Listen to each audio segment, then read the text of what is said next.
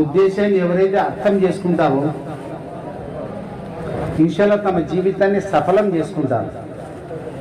ఇహపరలోకాల్లో విజయాన్ని పొందుతారు, ఇహపరలోకాల్లో జయాన్ని పొందుతారు. అల్లా వాళ్ళతో రాజీ అవుతాడు, వారు అల్లాతో రాజీ అవుతారు.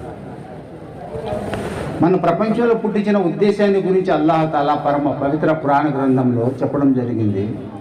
వమా ఖలక్తుల్ జిన్న వల్ ఇన్స ఇల్లా లియఅబుదూన్. నేను మానవుని మరి జిన్నాతులు నా సేవ కోసం, నా ప్రార్థన కోసం పుట్టించినాను.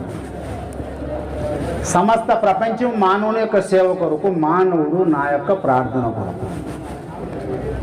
జిందగీ హై బందగీ కే వాస్తే,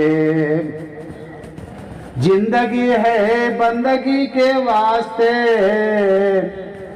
జిందగీ బేబందగీ శర్మిందగీ.